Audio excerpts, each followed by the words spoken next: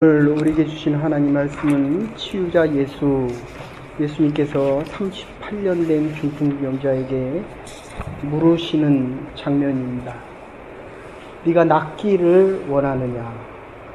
낫기를 원하는 사람에게 네가 낫기를 원하느냐 하는 질문을 다시 하고 계신다는 것입니다. 그 이유는 예수님께서 낫기를 원하느냐라고 했을 때 네, 내가 낫기를 원합니다 라고 했으면 되는데, 그런데 낫기를 원합니다 라고 한 것이 아니라 안드로폰 원어상으로는 그렇게 표현합니다. 우쿠코켄 have not a man. 아무도 나를 지금 이 연못 속에 넣어줄 사람이 아무도 없습니다. 잘못된 소망을 가지고 있다는 말씀입니다. 여러분, 우리가 인생을 살아가면서 하나님 앞에 구하는 수많은 것들이 있습니다. 그런데 시간이 지나가 보면 정말 몇 개 되지 않는 것들만 이루어지는 것을 볼 수 있습니다. 그런데 더 많은 시간이 지나면 나는 그 많은 것을 원했지만은 하나님께서 나에게 들어주신 그 기도의 내용들은 몇 개 안 되지만 정말 나에게 필요한 것들만 주신다는 것입니다. 하나님이 나보다 나를 더 잘 알고 계신다는 것입니다. 하나님이 내가 원하는 것이 얼마나 소중하고 값진 것인가를 내가 수고하고 노력을 했지만 하나님께서는 내가 수고하고 노력한 것보다도 더 많이 나를 기다려 주시고 애를 쓰시고 수고를 하셨다라고 하는 것입니다. 그래서 38년 된 병자, 여러분 38년 되면 이 관절이 없어집니다. 제가 여기 오기 전에 25년 전 얘기인데, 한 장로님이 오셔서 아버님이 한 40년 정도 누워 계셨다라고 말씀드립니다. 이제 돌아가실 때가 다 돼서 이제 장례를 치러야 되는데 이 무릎이 이렇게 구부러져서, 보통 분은 이 다리를 피면 이 관 높이가 한 이 정도 됩니다. 근데 이분은 다리를 굽히고 있으니까 이 관 높이가 이 정도 돼도 안 되는 거예요. 이렇게 높은 관을 들고 어디를 가겠습니까? 장로님이셨습니다. 부인은 권사님이었고, 그래서 제가 그렇게 대답했습니다. 그러면 장로님이 기도하시지요. 사람들의 눈이 의식이 되어서 참 이 높은 관을 들고 이 장로의 체면으로 장례식을 치르기가 참 어렵습니다. 그러면 본인이 해야 되지 않습니까? 나중에는 저희가 같이 가서 기도하면서 저는 정말 처음 봤습니다. 물론 제가 어렸을 때 어머니가 후두암이셨습니다. 여기 암이 이만큼. 같이 기도원 가셔서 기도하실 때 이상하게 저를 데려가셨는데 정말 기도하니까 하늘에서 불이 나타나서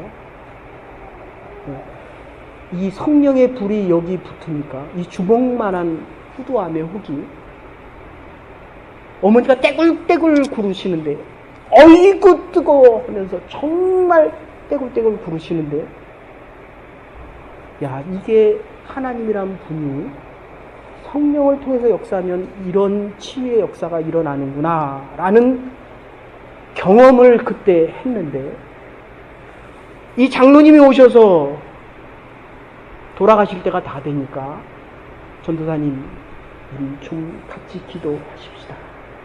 2시간 정도 기도했던 것 같습니다. 근데 정말 이게 펴지더라고요. 이게 38년 된 게 펴지더라고요. 여러분들 믿어지십니까? 그래서 오늘 이 본문에서 하는 이야기는 네가 알고 있고 네가 경험한 것을 가지고 나를 알려고 하지 말아라 하는 이야기입니다. 그러니까 예수님께서 38년 된 병자에게 지금 말씀하시는 것입니다. 네가 나를 안다고 하지 말아라. 알려고도 하지 말아라. 그리고 지금부터 되어지는 일은 새로운 일이다. 창조적인 일이다. 사람들이 나에게 대해서 어떻게 이야기를 하든지 네가 그것을 따라가는 것이 아니라 따라갈 것이 아니라 지금 내가 하는 이 말 그대로 순종하라는 것입니다. 여러분들 믿지 않는 사람들은 순종을 못합니다. 믿음이 있어야 믿지 않는 넌 크리스찬들에게는 우린 불신앙인 이렇게 이야기합니다. 그러면 믿는 예수님이 나의 구원자이심을 선포하는 이게 우리가 이따가 예배 마치고 성경 공부 시간에 한 5장까지 요약을 할 텐데 예수님께서 2장에서 하시는 일은 물을 포도주로 만드는 사건입니다. 그럴 때 예수님께서 마리아를 부를 때 여자여 이렇게 부릅니다. 그 여자여라고 하는 말은 왕이 황후에게 하는 용어입니다. 원어상으로는. 그러니까 예수님이 자기가 왕이라는 거예요. 그러면서 예수님의 사역이 시작되어지는 겁니다. 그리고 그 다음에 나오는 것이 니고데모의 거듭남에 대해서 이야기하고 이 4장부터는 복음이 사마리아 땅으로 퍼져나가는 장면을 이야기합니다. 어쨌든 이 본문에서 여러분이 38년을 누워 있었다라고 한다면 정말 예수님 앞에 나와서 사실은 예수님 앞에 나온 게 아닌데 예수님이 찾아오신 것입니다. 여러분 치료의 역사는 주님이 우리를 찾아오실 때에 시작이 되는 것입니다. 여러분이 주님 앞에 나왔지만 나올 수 있는 마음의 결단은 바로 주의 영이 여러분과 함께 하셔서 이 자리에 나오신 것이고 이제 주의 영이 말씀을 통해서 또는 예배를 통해서 여러분의 삶의 현장과 이 자리에 찾아오실 줄을 믿습니다. 이게 1%에 대한 선택입니다. 제가 조금 전에 처음 오신 분들하고 같이 얘기를 나눴는데 오늘 이제 여기 또 교회 처음 오신 분이 있어서 제가 설교를 다시 쉽게 지금 표현을 하려고 이렇게 좀 바꿔서 하고 있습니다. 기적을 만드는 1%의 힘이라는 이노영 교수님이 쓴 책에 보면 우리는 예배를 나올까 말까 희망을 가질 수도 있지만 꺾이면 절망이 되듯이 비상을 한다. 하늘을 향해서 나는데 절망이 실패가 되면 비상사태가 되는 것이 이게 50대 50의 관계가 아니라는 것입니다.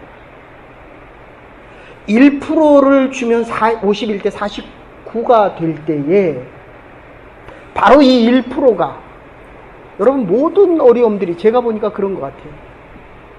지난주에 올 때는 공부하기 어려워서 울고 왔는데 이번 주는 또 웃으면서 왔더라고요. 이게 유학생들이 갖는 어려움입니다.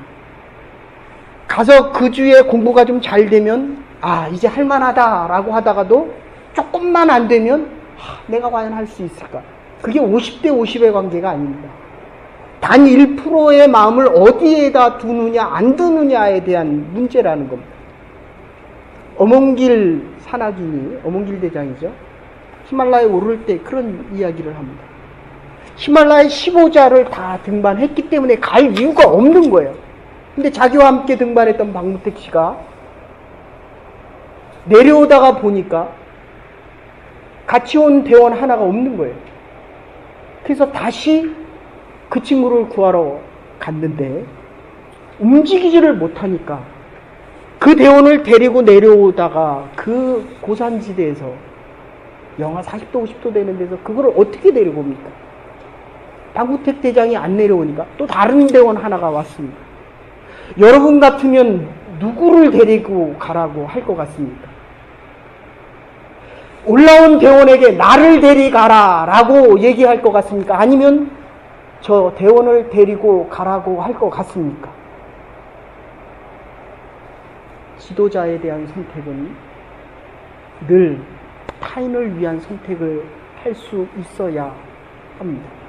이게 주님이 하신 일입니다. 그래서 결국 같이 갔던 대원이 구조가 되고 박무택 당시 산악 대장은 결국 그 위에서 영하 50도 100도까지 내려가는 그 위에서 그냥 무덤도 가지지 못하고 얼어 죽은 채 있는 그 장면을 다시 이 엄홍길 씨가 리타이어하고 다시 올라가잖아요. 그때 기자가 물어봅니다. 도대체 왜 올라갑니까? 당신은 15자를 다 등반하고 이제 안 가도 젊은 사람들이 할 텐데 왜 갑니까? 여러분 같으면 가겠습니까? 우리 도장에 나오는 아이 하나가 길을 잃었다면 그 아이를 데리고 찾으러 가기 위해서 내 생명을 버리겠냐는 겁니다. 여러분 옆에 앉아있는 분들을 위해서 예수님께서 나를 위해 십자가에 달려 돌아가신 그 사랑에 대한 선택을 하겠느냐는 겁니다. 그때 엄홍길 대장이 이렇게 얘기합니다. 나도 두렵습니다. 여러분 다 두려운 거예요. 목사도 두렵고 여러분도 두렵습니다. 예수님이라고 안 두려웠겠습니까? 근데 내가 1%에 대한 마음을 어디에 두느냐에 따라 믿음에 대한 선택을 하기도 하고 불신앙과 믿음 없는 선택을 하기도 합니다. 그래서 위대한 이스라엘 민족과 이 기독교의 역사가 시작되는 겁니다. 독일의 신학자 보네포가 그가 쓴 윤리라는 책에서 하나님의 말씀은 아름다운 말만이 아니라 하나님의 말씀은 역사를 변화시키고 죽은 자를 살린다라고 이야기합니다. 유대인들의 수가 70억의 0.25%밖에 안 됩니다. 예루살렘에 사는 사람이 500만이라고 한다면 디아스포라 많이 잡아야 1000만입니다. 근데 노벨상 전체를 가져가는 게 몇 프로입니까? 33%입니다. 그래서 교육하면 유대인들, 이스라엘 사람들. 이스라엘 사람들, 유대 사람들은 책의 민족이요 교육의 민족이라고 이야기합니다. 책이 없는 집은 혼이 빠진 몽과 같다. 로마가 이스라엘을 점령했을 때 랍비 하나가 그렇게 얘기합니다. 이스라엘에 있는 모든 걸 다 줄 테니까 이 도서관 하나만은 지켜달라. 이게 이스라엘 민족입니다. 내가 죽어도 좋으니까 이 이스라엘 대대로 내려오는 이 책만큼은 지켜달라. 하나님의 말씀, 우리의 인생에 가장 위대한 영향을 미칠 수 있는 것입니다. 하나님의 말씀과 함께 하지 않으면 우리의 인생은 실패한 것입니다. 하나님의 말씀이 내 안에서 살아서 움직인다면, 제가 하나님의 말씀을 전할 때 여러분의 안에 있는 이 하나님의 말씀에 동할 수 있다면, 제가 이 말씀을 전하기 위해 주의 영이 나와 함께하지 않으면 이건 죽은 말씀입니다. 지식입니다. 난리지의 개념입니다. 그런데 선포되어지는 하나님의 말씀은 야다, 살아서 움직이는 것입니다. 여러분들이 정말 아프고 고통당한 것이 이 말씀을 통하여 치유함이 되어야 한다는 것입니다.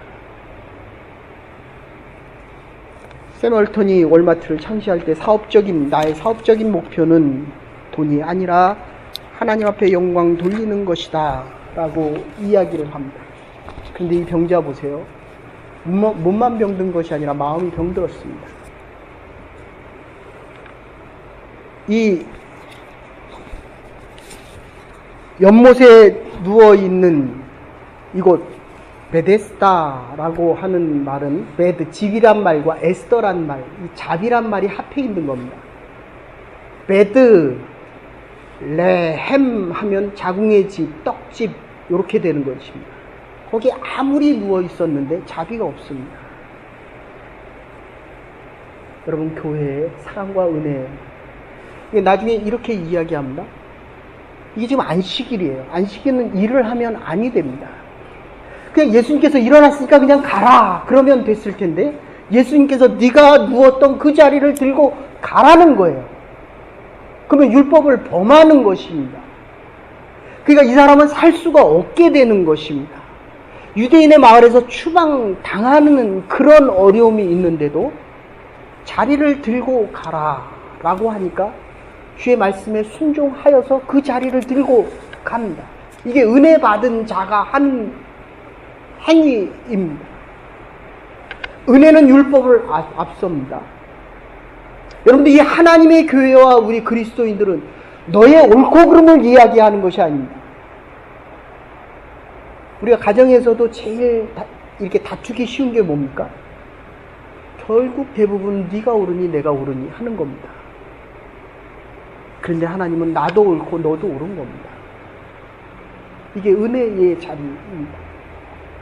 치유함을 받은 사람은 반드시 이 율법보다도 옳고 그름에 대한 문제도 보다도 하나님의 은혜가 앞선다는 것을 알고 있는 사람입니다.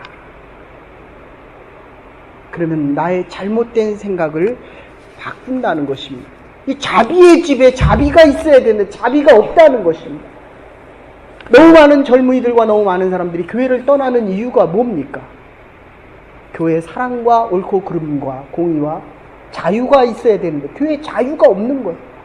자비가 없습니다. 사랑이 없습니다. 내가 사랑을 이야기하는데도 나는 사랑받기를 원하는데 내가 그 사람을 사랑해 주기를 원치 않는다는 것입니다. 간단히 얘기해서 내가 지금 병들어 있다는 것입니다. 내가 지금 잘못된 소원을 갖고 있다는 것이에요. 38년을 누워 있었는데도 아무도 안드로폰 사람이 없다는 거예요. Have not a man. 아무도 나를 이 동하는 우물 속에 넣어주는 자가 없다는 것입니다. 여러분 생각해 보십시오. 우리가 여기서 지금 40-50명이 모였는데 내가 38년 누워있고 이 앞에 물론 바람이 불어서 동할 수도 있고 밑에 용암이 있어서 끓을 수도 있고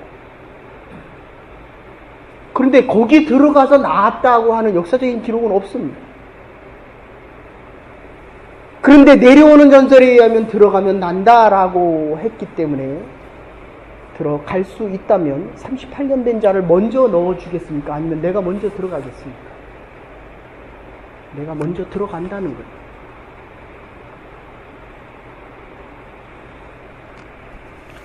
치유의 역사는 먼저 찾아갈 때 일어나는 것입니다. 우리는 원주민 선교를 하면서 원주민 마을에 매일 한 명씩 죽어가는 그들에게 찾아갔을 때, 아니 매일 자살해요. 매일. 여러분 같은 젊은이들이 매일 하나씩 죽습니다. 근데 그들이 하는 얘기가 뭔지 아십니까? 아무도 나에게 와서 이 복음을 당신들과 같은 사랑을 전하지 않았다는 거예요. 여러분 가서 여러분 주위에 있는 사람들에게 한번 사랑을 전해 보십시오. 거기에는 반드시 회복의 역사가 일어난다는 것입니다. 질병이 무서운 것이 아니라 이렇게 되면 고독이 무서운 것입니다. 죽음보다도 더 무서운 것이 고독입니다. 다 같이 죽는 것이라면 그래도 괜찮은데 혼자 죽어야 한다는 것입니다. 이 사실이 더 무섭고 억울한 것입니다. 나 혼자 38년 동안 이 아픔과 고통을 짊어지고 왔습니다. 그런데 문제는 도와줄 사람이 없다는 것은 소망이 없다는 것이요, 소망이 없다는 것은 살아야 할 필요가 없다는 것입니다. 여러분, 어떠한 상황 속에서도 소망은 잃어버리지 마십시오. 심지어 여러분이 하나님의 교회를 찾지 못하는 순간이 있더라도 하나님은 여러분의 삶의 현장에서 함께 찾아가신다는 것입니다. 이게 복음입니다. 내가 몰라도 하나님은 주의 영을 통해서 우리를 지금 찾아오신다는 것입니다. 여기에 치유와 회복의 역사가 시작되고 있다는 것입니다. 이 믿음 속에 살아갈 수 있는 하나님의 사람들이 될 수 있기를, 믿음의 사람들이 될 수 있기를 하나님의 사랑받는 자들이 될 수 있기를 간절히 소원합니다. 그래서 이 38년 소망이 없게 돕는 사람이 없습니다. 38년이 되면 여러분 제가 본 요새 세상은요 1년만 내가 실패해서 1년만 있어도 다 떠나는 것 같아요. 몇 달이면 다 떠나는 것 같습니다. 그런데 이 38년 소망이 없기에 돕는 사람이 없습니다. 절망하고 나면 돕는 사람도 없습니다. 도울 필요가 있어야 돕는다는 것입니다. 아무 쓸모없는 쓰레기 같은 사람을 돕겠다고 옆에 앉아서 그 많은 시간을 보내는 사람이 과연 얼마나 되겠느냐 하는 것입니다. 소망을 잃어버리고 인간의 여망을 잃어버리면 지푸라기도 잡으려고 합니다. 이 안에 들어가면, 연못 안에 들어가면 반드시 낫는다는 그 보장이 없는데도 거기에 들어가고 싶다는 것입니다. 잘못된 소망입니다. 여러분, 내가 가진 그 하나의 소원이 이루어지면 내 인생이 달라질 것 같은데 그게 안 달라진다는 것입니다. 그래서 주님이 찾아오시는 것입니다. 그리고 이 잘못된 소망을 바꾸라는 것입니다. 다시 한번 말씀드립니다. 내가 낫고자 하느냐? 내게 소망이 있느냐? 네가 아직도 믿음의 소망을 가지고 있느냐? 사랑하는 여러분, 아무리 어려움과 고통 속에 있을지라도 주님이 주시는 이 믿음의 소망만은 잊지 않을 수 있기를 간절히 바랍니다. 켄터키 대학의 정신과 의사요 치유 상담학 교수인 웨인 오치라고 하는 분이 계십니다. 그분은 원래 구두 닦기였습니다. 백악관 앞에서 그리고 영국 미 의사당 앞에서 구두 닦는 사람이었습니다. 근데 어느 날 하원 의원이 한 분 내려오시더니 구두를 닦으면서 하는 얘기가 나도 너같이 12살 때 구두를 닦았다. 이 말 한마디를 하는 거예요. 여러분, 정말 어렵고 그리고 내가 아픔과 고통 속에 있어 보면 어려움을 당하는 사람들이 얼마나 힘들다는 것을 알게 됩니다. I can do. 나도 할 수 있어. 이것 가지고 그 구두닦이 소년이 이제 새로운 시작을 합니다. 그리고 12년이 아니라 그래서 중학교를 가고 고등학교를 가고 그리고 대학을 가서 그가 이 켄터키 대학의 아주 유명한, 미국에서는 유명한 교수가 되었습니다. 여러분, 절대로 소망은 잊어버려서는 아니 됩니다. 희망은 내가 가진 것이기 때문에 잃어버릴 수도 있지만 하나님이 주시는 이 소망은, 꿈과 비전은 반드시 가질 수 있어야 내가 나를 치유할 수 있다는 것입니다. 그래서 아까도 말씀드렸지만 8절에 내 자리를 들고 가라. 안식일임에도 불구하고 그는 절망하지 않고 일어나서 자기의 자리를 들고 갑니다. 몸이 병들어도 마음만은 병이 들어서는 안 된다는 것입니다. 절망적이고 빈약하고 변질된 이 소망이 주님 앞에서는 변화되어지는 믿음의 소망으로 바뀔 수 있어야 한다는 것입니다. 믿음이란 것은 내가 가졌던 소원을 포기해야 합니다. 이거는 희망입니다.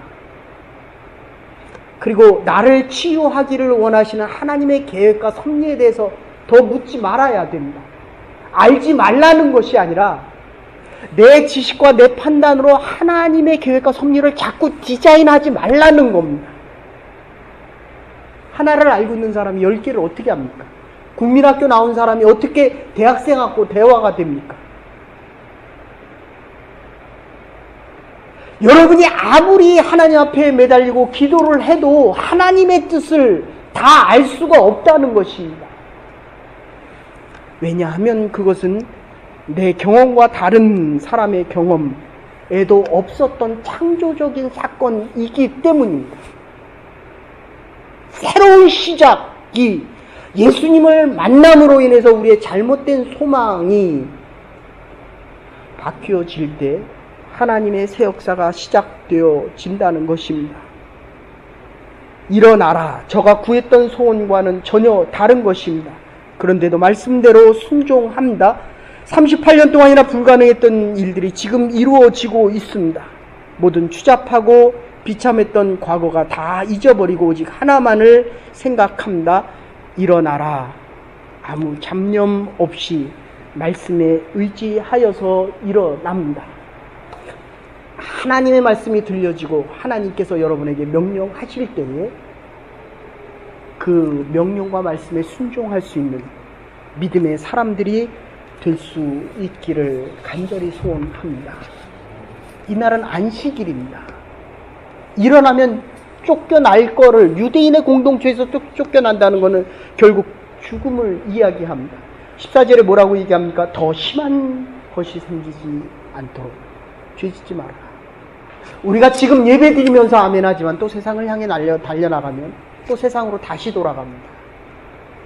여러분, 그러나 이 사람은 38년의 어려움이 있었기 때문에 그때까지는 예수님이란 분이 누군지 몰랐지만 이제 은혜를 받고 보니 은혜를 받은 자로서 은혜 준 자의 말씀대로 절대 순종하고 있다는 것입니다. 은혜 받은 자가 되십시다. 여러분, 마이 라이프 레나 마리아 1988년도 한국에서 88 올림픽 때 나와서 장애인 올림픽에 나와서 금메달을 5개 땄던 사람이 있습니다. 두 다리가 없고 한쪽 팔도 짧고 한쪽 팔은 반만 있는데 수영을 하고 십자수를 하고 요리를 하고 피아노를 하고 운전하고 성가대를 지휘합니다. 그래서 1988년 스웨덴 국영방송에서 목표를 향하여 라는 레나의 다큐멘터리를 이렇게 방송을 했습니다. 기자가 물을 때 그는 이렇게 이야기합니다. 이 모든 것이 하나님 때문에 가능했다. 이게 하나님의 사람의 고백입니다. 우리가 처한 현실의 어려움과 두려움 속에서 하나님조차도 불가능하다고 얘기하지 않을 수 있는 믿음의 사람들이 되기를 간절히 소원합니다. 우리는 불가능해도 하나님은 할 수 있다는 것입니다. 우리의 잘못된 소원에 매달려 살아가는 것이 아니라 주님이 나를 찾아오셔서 이 잘못된 것을 고치면 들고 일어나면서 이가 마지막에 한 얘기가 뭡니까? 나는 그런 건 모르지만 예수님이 나를 치유하셨다라고 고백을 합니다. 교회를 통하여 하나님의 은혜를 받습니다. 하나님의 교회에 봉사하여야 합니다. 그래서 마지막 절에 그렇게 얘기합니다. 하나님께서 일하시니 나도 일한다 라고 이야기합니다. 이 사람은 은혜자에게 깨끗이 순종하였습니다. 그를 높이고 저에게 어떠한 핍박과 비난이 따르는 것 상관하지 않았습니다. 일어나 내 자리를 들고 걸어가라. 그대로 따를 때에 놀라운 기적이 일어났습니다. 우리의 아픈 상처와 잘못된 소망들을 버리고 우리의 모든 자리를 들고 일어나 세상을 향해 우리의 꿈과 비전을 향해 달려나갈 수 있는 믿음의 사람들, 순종하는 소망의 사람들, 하나님의 뜻을 행하며 살아갈 수 있는 하나님께서 일하셨기 때문에 우리도 하나님의 일을 하며 살아갈 수 있는 믿음의 사람들 될 수 있기를 주의 이름으로 축원합니다. 하나님, 오늘 주의 날 주의 전에 예배드리는 주의 백성들에게 내가 낳고자 하느냐, 우리의 잘못된 소망을 깨끗이 버리고 주께서 주시는 새로운 은혜와 소망 속에 살아갈 수 있는 믿음의 사람